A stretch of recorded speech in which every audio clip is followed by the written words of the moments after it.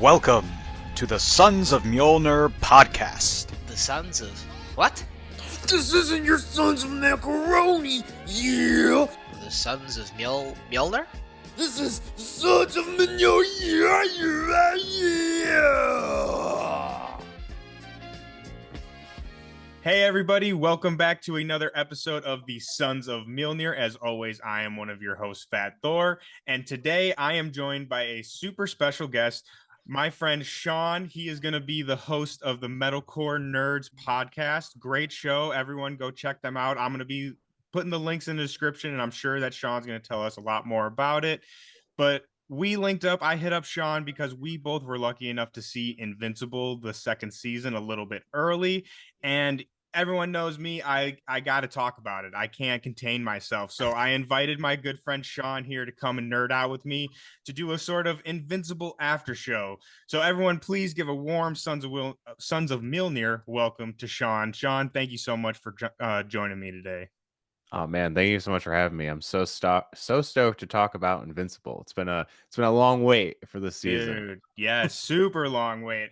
And before we get started, so we're going to be talking about episode 1 here, but before we get into episode 1 and get into all the nerdy nitty-gritty stuff, I'm curious, Sean, I want to ask you kind of what your relationship with Invincible is. Were you someone who kind of hopped on with the show? Have you read the comics? Again, like what's your relationship to the Book of Mark? Yeah, so before, I'm a big Image Comics fan. It's probably my favorite imprint, and for the longest time I never read it. But then when season 1 came out, then I read the first 3 volumes, which pretty much covers what happens in the show, sort of. They play with time differently in the show, as you know, if you're familiar with the comics or anyone's familiar with the comics. But then I fell under this dilemma in my brain of, should I wait to the show and then read after the show and then kind of compare it to be like, oh, this is what they changed, or should I read ahead? I decided to not read ahead. And also, it's super hard. I like buying like comics in person. I love that feeling.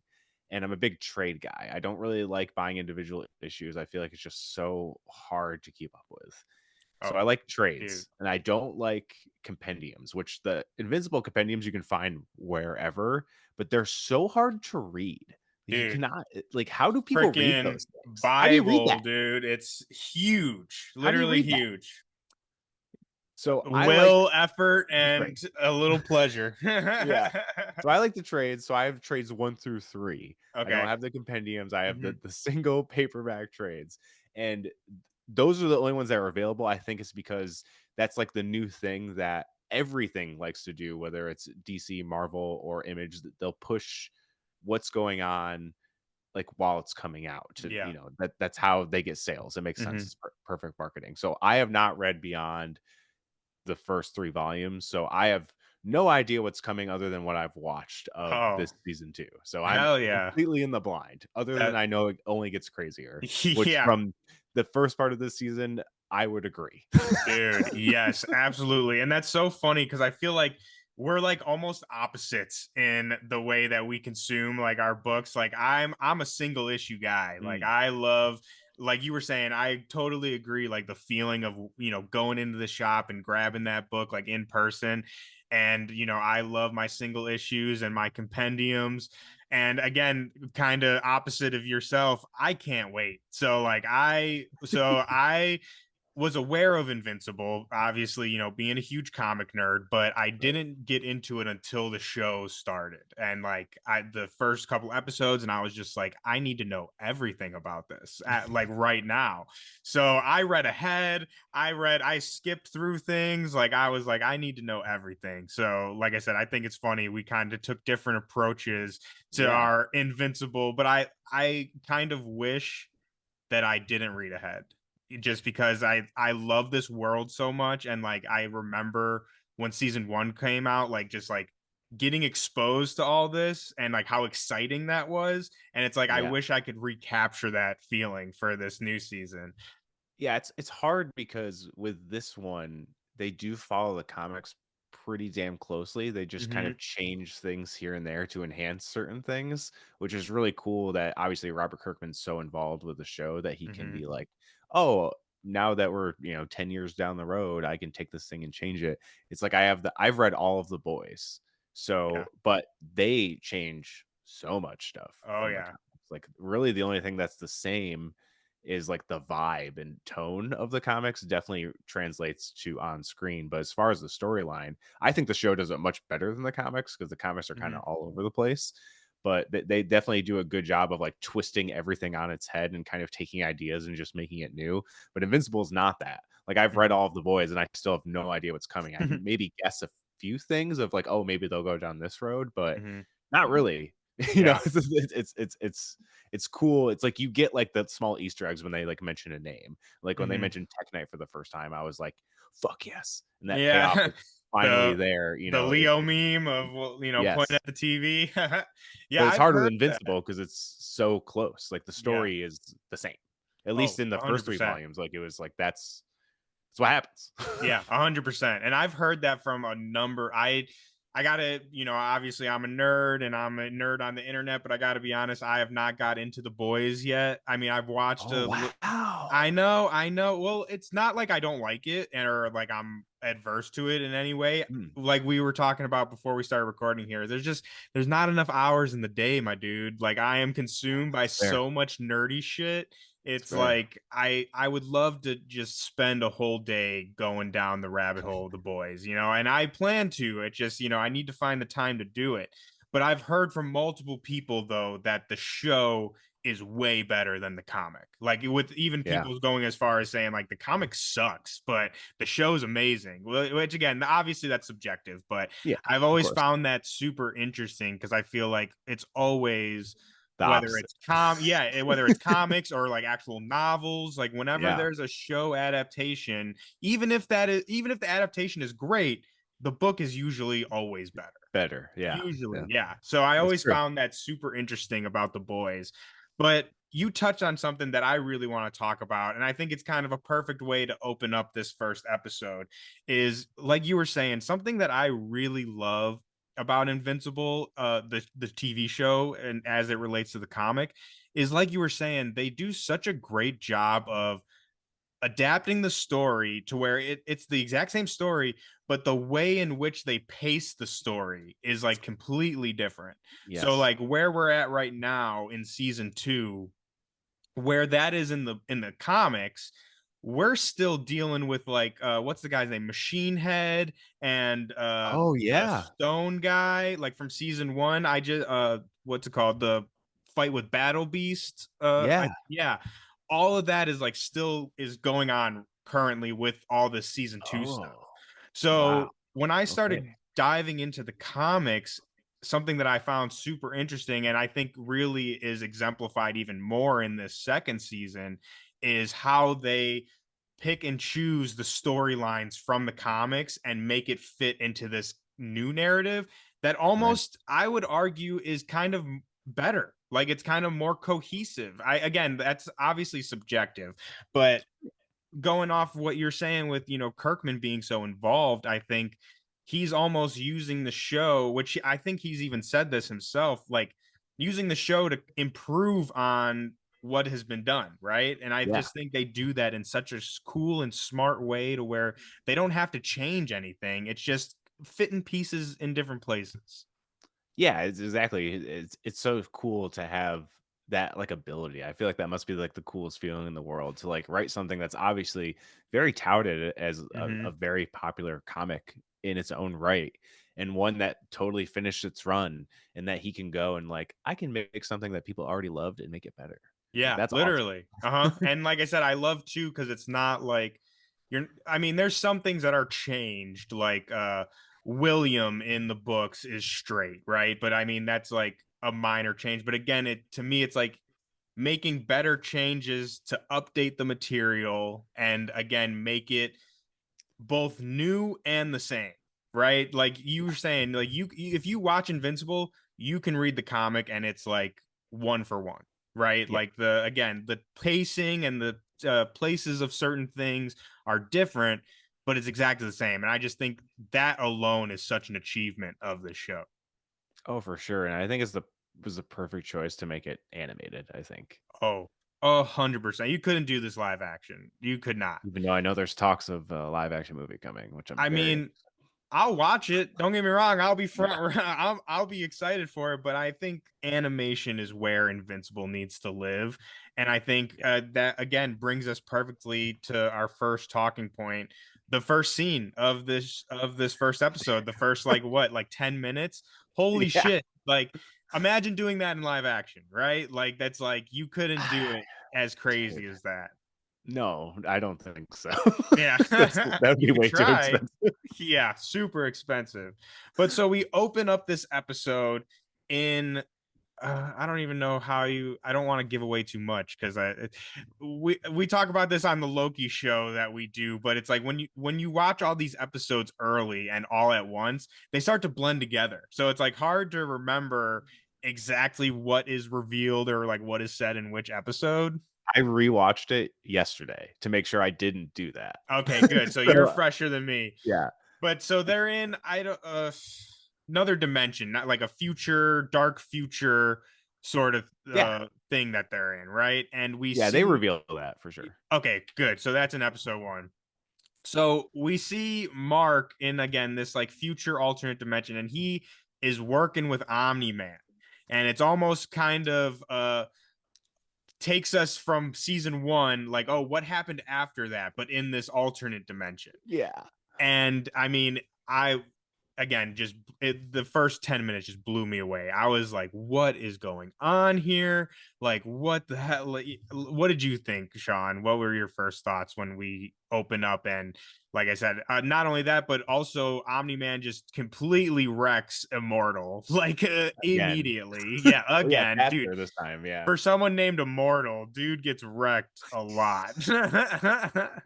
Yeah, it was super like jarring in a way, but in a good way, that you're like, oh, because you at first it's just Mark fighting Immortal, so you're like, oh, is this in the present time? And then you see him like rip his arm off or something, and then you see Omni-Man come in, and you're like, what the fuck is happening? And then it obviously becomes clear, like, oh, it's an alternate universe where Mark took a different path.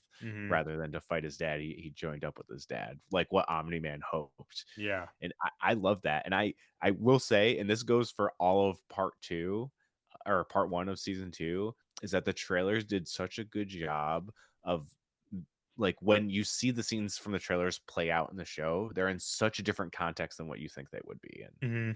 And I love that. I love when trailers can subvert your expectations like that. And they definitely do that for this, especially this first episode. Like you see the image of him on the TV of him talking about, like, and you're like, what is this about? Is this in like the future? Does he like go bad? Because they kind of paint him in the trailer of like, oh, does he take a dark turn? Yeah.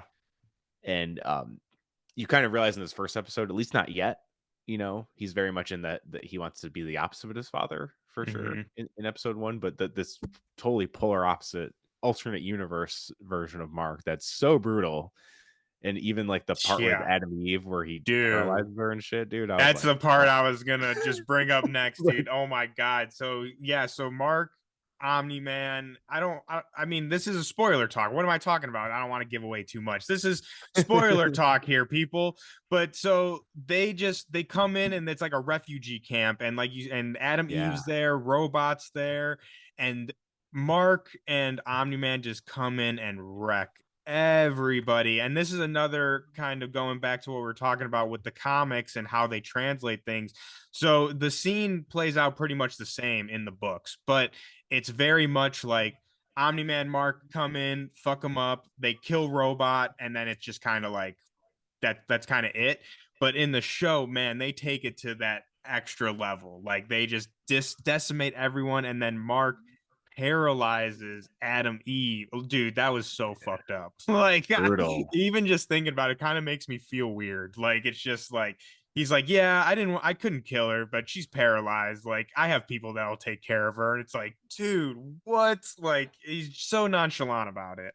He's so brutal. Dude, yeah, exactly. And I think something I want to talk about too. So after that, I'm jumping ahead a little bit. Sorry. But we see like a montage of him saving people. And like you were saying, this other version of Mark is super brutal. And I think that's kind of That's what Mark is struggling with in this episode. We see it throughout the whole episode. Like I called it in my notes, sad boy Mark. We got sad boy Mark this episode. He's in his field, which rightfully so, rightfully so. He went through it. But I really loved how the show is kind of depicting almost like a PTSD with Mark, and something that I feel like wasn't as it's definitely touched on in the book, but I feel like they really like harped on that in this season, and I really loved that, the whole like dealing with the consequences of season 1. So what did you think about, Mark, sad boy Mark, if you would? Dude, that's my absolute favorite part of this season 2 is that the effects of the season 1 finale are felt over literally every scene of this whole season.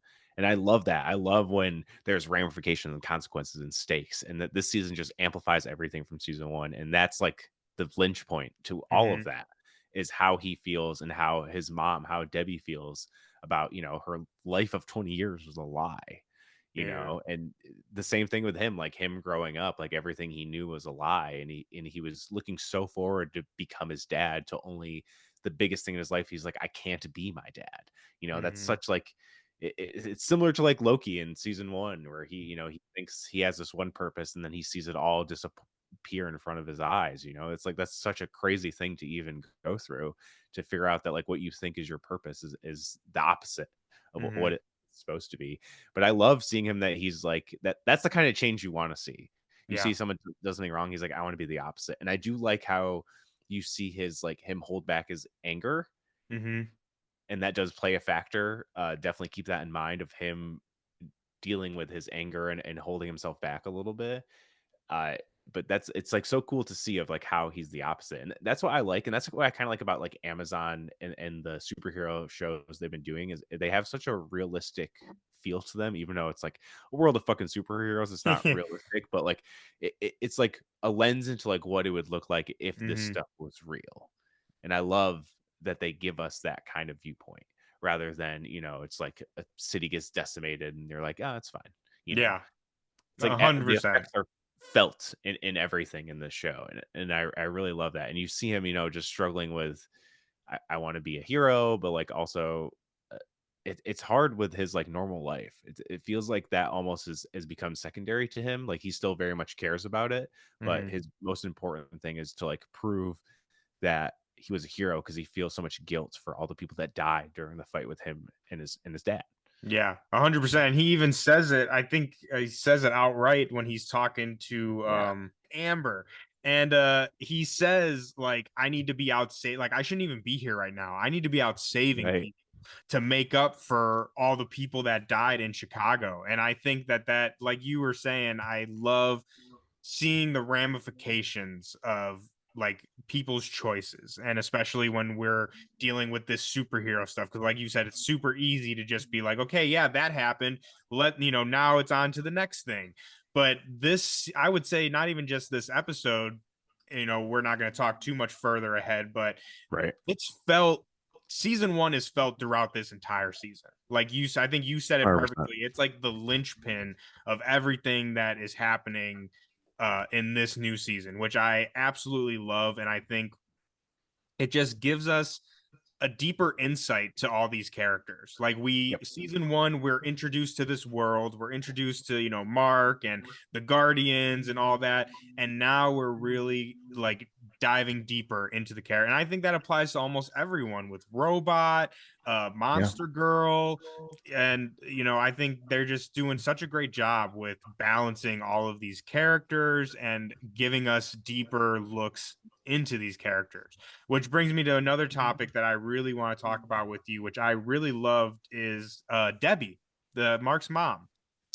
I really love Debbie in this season in particular. I mean, Sandra Oh is just a great actress. I love her. But something I really, again, going back to the kind of differences from the books and the show, in the books, Debbie's going through it, my dude. Like, don't get me wrong, she's going through it in the show too, but she's like straight up like alcoholic, like like drinking at the house all day. She's just chilling with Art, the costume maker.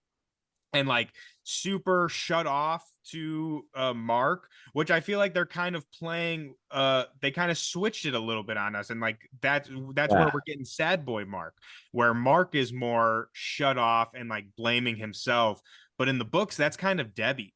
And there's even a Interesting. point in the book where she like straight up blames Mark, like says it to his face, like, why did you have to fight him and make him leave, talking about Nolan. Damn. So she's like, and like very much like still under the control of Nolan, I guess you could say. So what I really loved about her in this season and in the show is she's very much more what's the word? Has a lot more autonomy over Yeah. herself. And I think like in this, like, yeah, she still is very upset and sad over what happened. And we even get a callback to one of the best lines of season 1, the pet line, which was just like, I'm so glad they referenced that, because that was like such a holy shit moment for me in the first season. Yeah. But yeah, like I said, I just really love how they're doing Debbie in this show and making her a lot more independent of her emotions and her feelings. And yeah, again, she's very sad. And we even see little glimpses of, like I said, her counterpart in the comics where she's drinking the wine and stuff. But it Yeah. doesn't go as far as like she's just helpless without Nolan, which I really love.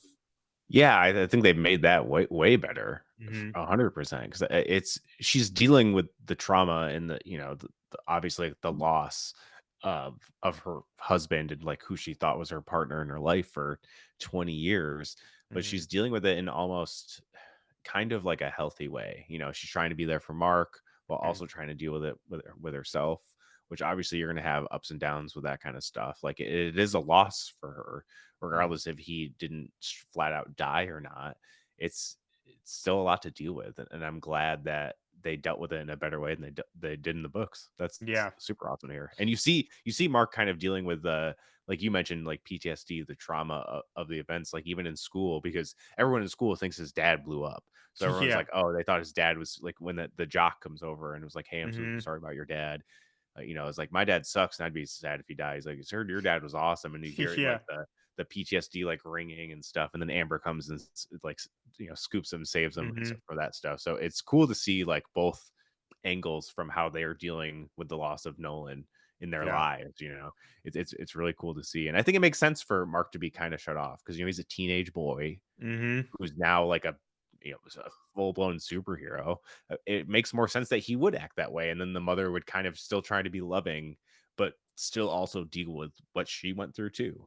Like it Yeah. makes way more sense in like a real life scenario.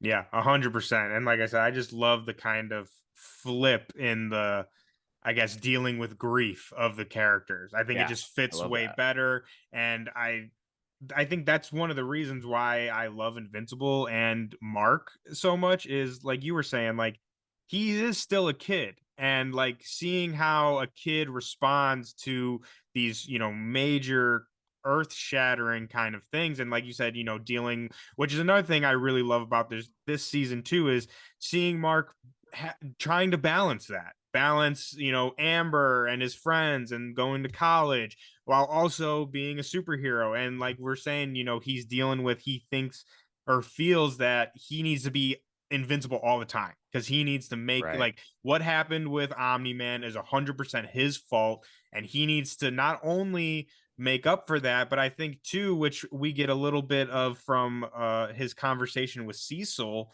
I think he really is trying to prove to everybody else, like, hey, I'm not him. Like, I'm a good Right. guy, right? Like, I'm not going to do that, which I think he is himself, he doesn't really know. Like, I think which he says, I think he's scared of becoming Omni-Man, of his Right. dad. So I think that's just such an interesting theme to play with. And with a character like Mark, it's just so fun and interesting to, like I said, dive into that sort of theme of the father-son relationship. Oh, I think it's perfect and great, and I love what they're doing with it in this season. There's so many like twists and turns coming in this season that I did Yeah. not see coming at all. Like I did Mhm. not think it was going to go the way it did. This first episode is more of it's not like it was predictable, but it makes sense for what came after season one. I guess the biggest thing that was the newest biggest thing that was a surprise was probably from that darkest timeline Invincible universe was Angstrom Levy. Was probably the which we kind of knew was coming. They like talked about how we were going to deal with the multiverse, and I know that can be like a buzzword for people. I'll say buzzword these days. Yeah, for people to get mad about. But when multiverse is done well, it can be super interesting and awesome. And they're not using it really as a plot device. They're just using it to kind of introduce these new kind of concepts, which I think can sometimes be the best way to use it. Like the whole plot of this season isn't just because of the multiverse. There's so much other stuff going on. It's just another layer to add on to it. But Angstrom Levy is definitely an interesting character that I really like, voiced by Sterling K. Brown, who I fucking adore. Dude, yes, I love him so much. I was first it's so funny. I was introduced to him from Supernatural. I don't know if you've ever watched Supernatural. That show. Dude, yes, he was like what was his name in Supernatural? It was like Gus or something. He was like a vampire like that. Yeah, I forgot exactly his role, but he was great, and that's how I got introduced to him. And ever since then, I've been such a huge fan of him. And I honestly, going back to the whole trailer talk and like how you were saying they do such a good job in the trailers, I'm one of those, which I know it's weird because like I cover this stuff for like a living, but I don't watch trailers usually. Like when like maybe the first like teaser I'll watch, but other than that, I like to just go in fresh. So I didn't know that Levy was going to be in this season. I didn't know he was going to be in it. So when I heard his voice, I was like, oh, let's go, baby. Let's go. There's a couple surprise voices. At least, again, maybe they've announced some of these, but and this is later on, which we'll get into in future episodes. But there was a couple surprise voice actors I thought in this season that I was really pleasantly surprised with. Yeah, I think it was the first trailer or it was the first teaser or something. They like dropped a list of like all the voice cast, and it's like I gotta go look at the list. I forget like half the names on it, but it was like insane. You're like, what? What? But, I mean, it makes sense. The voice cast is already stacked from season one, so it's like it makes sense that it is 100%. But that brings us to our next topic. Perfectly is Angstrom Levy. Let's talk about Angstrom. So he plays a pretty significant role in this episode. And for all my comic nerds out there, if you guys are interested, again, the story kind of jumps around all over the place when going from comic to screen, but most of this episode is from issues 24 and issue 16. So again, that kind of gives you an idea of how much they jump around and how much is in between that. But so Angstrom Levy, we first meet him in the very beginning scene that we're talking about in this kind of alternate, evil Mark universe. And Angstrom Levy gets pulled through a portal. And then we are then reintroduced to him later on when he breaks the Muller twins out of prison. And so basically, Angstrom Levy is how would you describe him, Sean? I guess like I don't even think they really explain the Prime Levy that we're dealing with, but he's basically like a scientist, right? And he has the ability to go to different dimensions. He can travel through different dimensions. I'm sure there's a better explanation for that, but that's the gist of it. He breaks out the Maulers, they're like, oh, you can create portals to different universes, but you can't do ones within the same universe. Yeah. So that's like his big thing. He doesn't have full control over what he can do. Yeah, and then also too, I think, which this comes into play in the end of the episode, but the other major part of his powers is he can travel through, whatever dimension he wants, but he doesn't know what dimension he's going to. And he doesn't know like what's going to be. So he can just, pop up anywhere really. So he enlists the Mauler twins to basically help him solve that problem of being able to know where he's going. And he wants to be able to go to different dimensions, but have the knowledge of that dimension. So he creates this huge machine, and I don't think there's a name for it in the comic. I didn't see one. Maybe I'm wrong. Someone can correct me, but I'm calling it the Council of Angstroms. So he literally has like thousands of himself from all different dimensions, and he enlists the Mauler twins to basically take all of their knowledge and put it into his cranium so that he can, like I said, travel the dimensions. So Sean, since you haven't read ahead and you didn't know of Levy, what was your first impressions of Levy when we first meet him here, besides the amazing voice acting? Yeah, it's his story in this episode is kind of tragic, he's definitely, he's part of the resistance in Hmm. the beginning of the episode, and then he's just like, hey, I just want to make the world, all of the universes better. Like, we can use technology and knowledge from each different universe and make every universe like a utopia, basically. So Hmm. he's really a good guy, just trying to do good things. And then, things go haywire, and then we'll kind of see what his intentions are later. But like, Yeah. it's kind of sad because the only thing he wanted to do was make everything better. No, literally. And I think you explained it perfectly. Is I think he is a good guy, and like he has good intentions. And Yeah, like you said, I think he even says it uh himself. He says like every answer is out there somewhere. And like we right. just need to find it. So it's like he's, a mad scientist, on the quest for knowledge. And unfortunately, for most people on that quest, it doesn't end too well for him. No. So they build this machine. We get the Council of Angstroms in there, and Mark shows up, and he's like, "What the hell is going on here?" And another thing that I think is interesting to point out is, uh, I think in this scene we learn that in most other universes, uh, Mark goes evil. Mark I, joins Omni I Man. think he said every other universe. Yeah, I was gonna say that was in this episode, right? You just watched Yeah, it. Okay, good. I'm not going too far ahead. But yeah, so he says in every universe, Mark sides with Omni Man, which I think is very interesting, and it makes me question like what's special about our Mark, our right. I guess main universe Mark. Like, why did he not turn with Omni Man when, like you said, every other universe he went against Omni Man? And the other thing that's important that I think, going back to your point of Angstrom being a good guy, Angstrom's a pacifist. He straight up is like, yeah, we are not going to hurt anybody. And like, even when Mark shows up and the Mauler twins are fighting him, he's like, don't hurt him. Like, just keep him away from the machine, but like, Yeah. don't hurt him, basically, which I thought, again, very interesting. And I think, goes back to your like, he is a good person trying to do a good thing, but the method is just not really there. Yeah, kind of like most people on that kind of quest for absolute knowledge. There's always kind of a problem with that. Yeah, 100%. There's always something that is a wrinkle in that kind of quest Yeah, to that's a to get all character of that. trait of these But yeah, mad it's like scientists. I kind of loved it, but I think that was cool. Like, even when you see like the council of Angstroms, and the Mauler twins are like, "Oh, I didn't see that coming." I really, Yeah.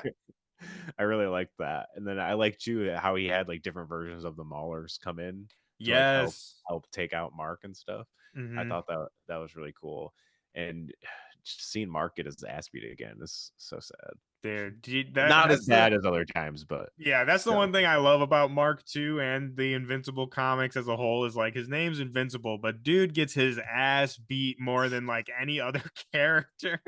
Straight up. Which I love though. It's like that's Mark. That's what Mark does. He gets his ass beat, but he always comes back swinging. Yeah, yeah. He always gets back up. Yeah, Which 100%. is It might take him a little bit, but like you were saying, so then we get a bunch of Maulers coming in from all different universes, which I also loved, like seeing the different designs of the Maulers. Like in the yeah, books, they're different, but I think they really went the extra mile in this one and really made them very unique. And I would have to look it up who does the voice for Mauler, but I love that character too. Like the Mauler so great. twins, they're so great together, and like the banter between them is so funny. Like I love them.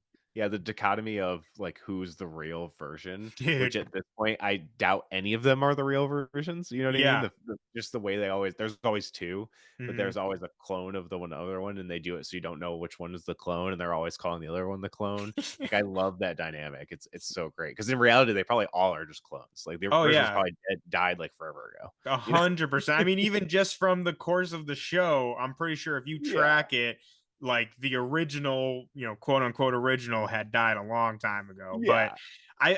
I like you said, I love it, and it's one of those where it's like it's a shtick that I thought would get old. Like, oh, okay, you know, who's the clone? But it still gets me every time. I love it. I think it's still funny, and I'm here for all the clone jokes for sure. Yeah, I think he's like a cockroach. Like he'll never fully ever go away. Which is You why know what we I mean? love him. Yeah. But so Mark beats the shit out of all these Maulers. Well, gets the shit beat out of him. But then we also get, I think in this scene too, what we were talking about before, he stops holding back. He's like, I've been holding back this time. Like, y'all better stop fucking with me. And he goes crazy mode. But then we also get, again, coming back to the whole, you know, ramifications of season 1, we see that PTSD rise up in him again during this fight, which ultimately kind of causes the big cataclysm of the episode, which is the machine explodes. Angstrom is in the machine with all the council of Angstroms, and it explodes, which also, again, going back to him being a good guy, the reason it explodes is because the Maulers are about to kill Invincible, and Yeah.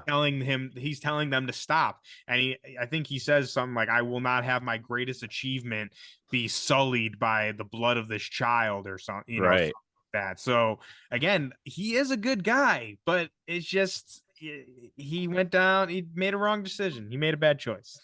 Yeah, probably save Mark though.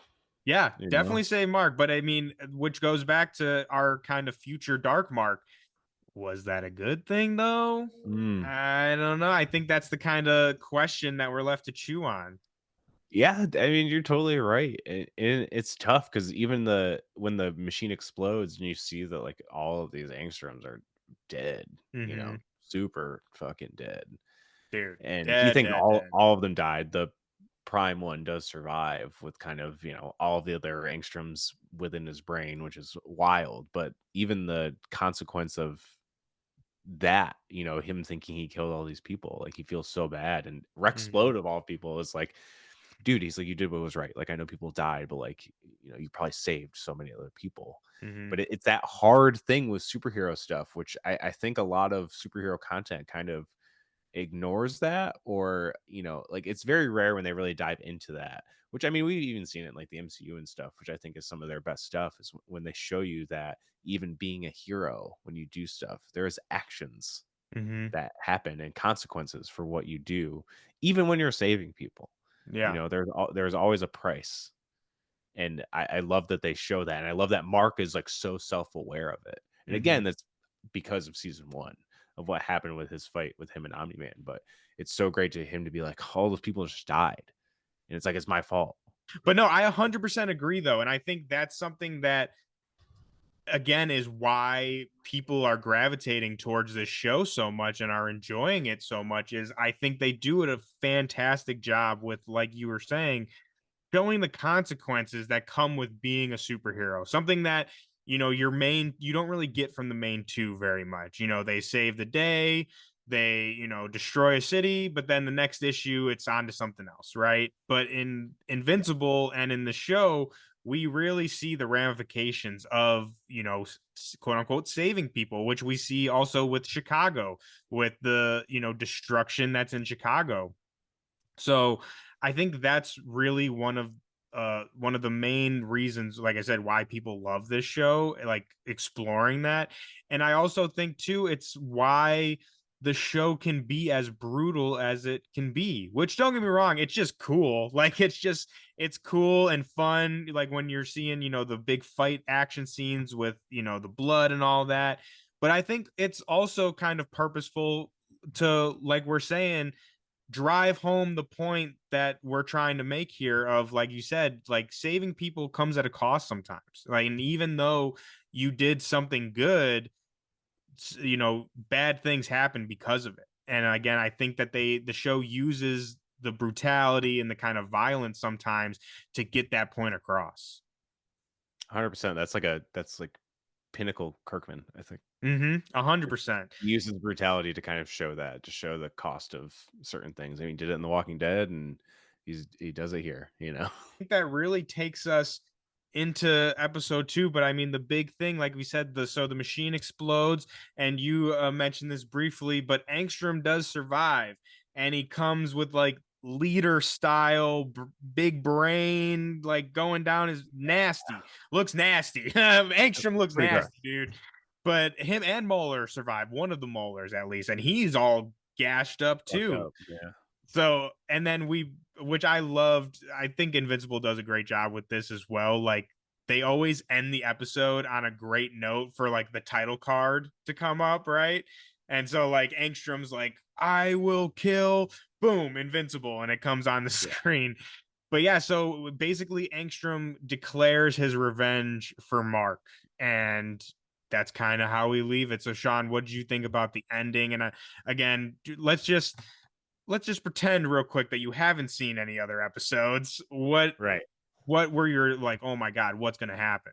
Yeah, I love when they do those like after credit things, the stingers, because they do it so differently. I mean, like the first episode of the series was the Guardians of the Globe thing. You know, you're like, it felt like such like a Saturday morning cartoon kind of vibe for the whole episode, and then it ends in the most brutal, surprising way. Especially if you've never read the comics, you're like, what the fuck is happening? You know what I mean? I was like, oh my god, that's the moment I was talking about earlier, where I was like, I need to know everything. That was that moment for me. Makes perfect sense. But with this one, you know, you find out Angstrom is alive, which, I mean, even from the trailers, you kind of figured he was going to survive. But when it goes to that title card, I love that it's a different color. I think it's black with blue text, and then you see like a crack in it instead of blood. So I think we're going to have these like two parallel timelines with, you know, like Mark dealing with, you know, more blood and more like just violence that he's going to have to deal with personally. And then I think we're gonna have to deal with this kind of like the multiverse is probably gonna something crazy multiverse related is gonna happen eventually, for sure. And I can't wait to see how those kind of storylines interweave with each other, because I think a big thing what they did with this part one, not giving anything away, is it's a lot of building out. It's like a big setup for this whatever the second part of the season is. And I love that. And I can't wait to see how it culminates, because there's such a good setup, because it sets up so many different interesting things. And like I said earlier, like it goes in ways you probably would not have guessed. At least I was like, what? Like, well, how are we here? 100%. So it's cool. And I love it. I can't wait to see more of Angstrom and see what Sterling K. Brown's going to bring to the table with it. And it's exciting to see what's coming next. I guess the one thing we did leave out is that Invincible's working for Cecil now. That was like a little like him going to invade the Mauler's base with Angstrom was a direct order from Cecil, because the Guardians are going through they got new leadership too. Immortal is the new leader of the Guardians, and they got a few more new additions to the team. But yeah, I mean, this show is the best. It's so good. But yeah, that reminds me though, we totally forgot about the Guardians of the Globe, which, I mean, they don't have a big role in this episode at least. But like you said, I mean, Immortal becomes the new leader. We get some good robot stuff, like him feeling fear, which I thought was super interesting, and very Iron Man 3. Yes, very Iron Man 3, very much. Which I love Iron Man 3. I'm gonna say that I love that one. Dude, best Christmas movie next to Die Hard, of course. But no, I'm 100% with you, my dude. Like, the ending of this episode, kind of similar to season 1. It was like, okay, I am in 100%. Like, I am so ready for this ride. And the introduction to Angstrom, I think, was perfect. Again, in the books, it's a lot more split up of, you know, how it happens. Again, this episode is very much issue 24 is like where a lot of this stuff happens. But I mean, again, the introduction to Langstrom, him getting the Mauler twins, that's a little bit more spread out. So I thought they really did a great job with introducing us to who he is, his motivation, and then like where we're going from here. Because I mean, we're talking about it for like at least 10 minutes just here on this episode of how good of a guy he is. So they got that point across for sure. I think they did that successfully. And like I said, I think the way they ended it was just, it's classic Invincible fashion. It leaves you wanting more for next week. Yep, that's how they do it. Is they're doing it weekly, right?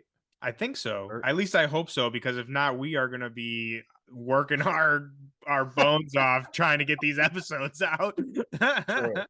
True. That's a good point. Yeah. Like, I just couldn't remember if they're dropping all part 1 at once, or because they said season 2 premiere, so I think probably Mhm. not.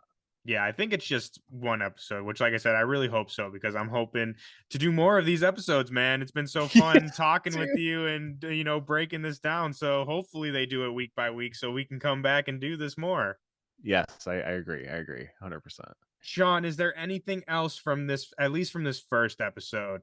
I know we kind of brushed over the Guardians and stuff, but is there anything else like specifically you wanted to bring up or, discuss here? No, I think we covered most of the things. Yeah, like I briefly brought up the Guardians thing because, like you said, it was a smaller part, but I think Mhm. it's important to establish that they have new leadership in place, Yeah, because that for sure. definitely will come into play later on. But yeah, like I said, unfortunately, which I love the Guardians of the Globe. I love those Cool. characters, Rexplode, Duplicate. Yeah. So I'm excited to get more into them, in the later Oh, episodes. But again, in this first episode, they're kind of very briefly there. What there do you was got? one scene where Immortal does go to Invincible and says, "I know you're pretending like you're good, but I don't trust you." Oh And yeah, let's talk about we gotta talk about that really quickly. But because yeah, it's like the whole thing we've been talking about. He's been trying to yeah, prove he's not his dad, and then the one guy's like, "I don't trust you." yeah, Like probably one 100%. of the most important guys he probably wants to trust him. Yeah, and it like almost confirms like what he's thinking in his head. Like I feel like Right. again, we were talking about a lot during this whole episode is like Mark's trying to prove he's not that, and then you have the leader of the Guardians like I'm fucking watching you, bro. And like to me I would be like, "Oh my god, like they do think that." You know what I mean? Like everyone does Right. think I'm Omni-Man. So, yeah, I'm interested to see what Immortal is going to be doing the rest of this season. Because, I mean, he's Me too. got, rightfully so, some beef with Omni Man. It's like majorly. So I think, which justifiably, I mean, he goes evil in every other dimension. So I'm interested to see future interactions between Immortal and Mark.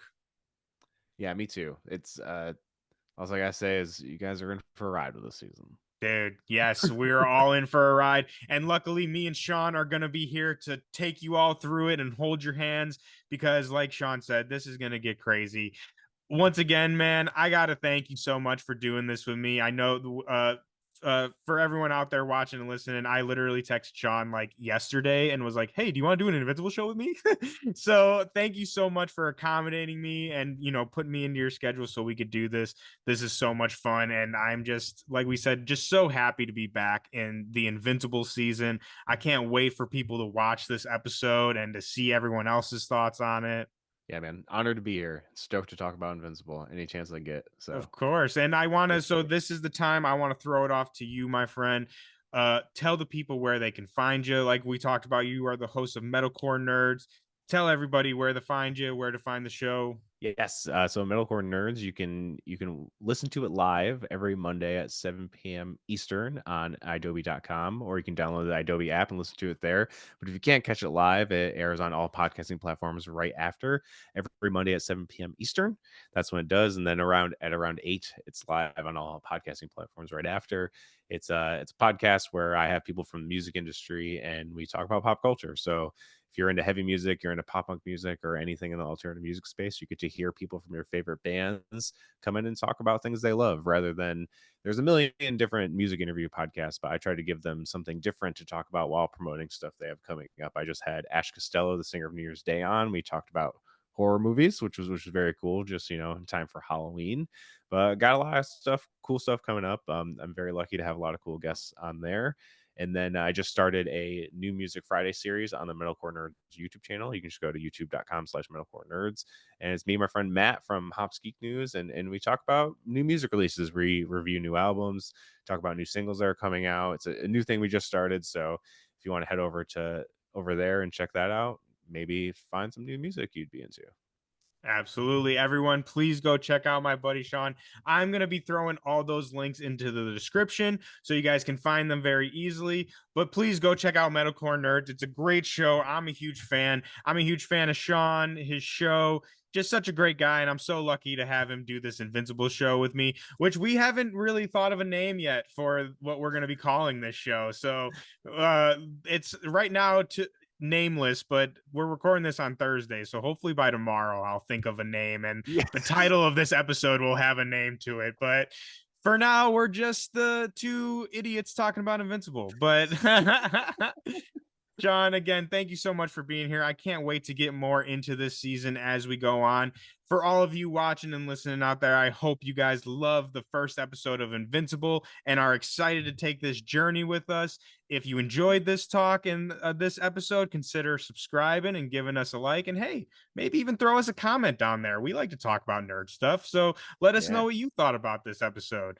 But other than that, we got to get out of here. Sean's a busy guy. I'm a busy guy. I hope you all have a fantastic day. I hope you all stay hydrated. Your stacks are fat, and we will see you all next time. Bye.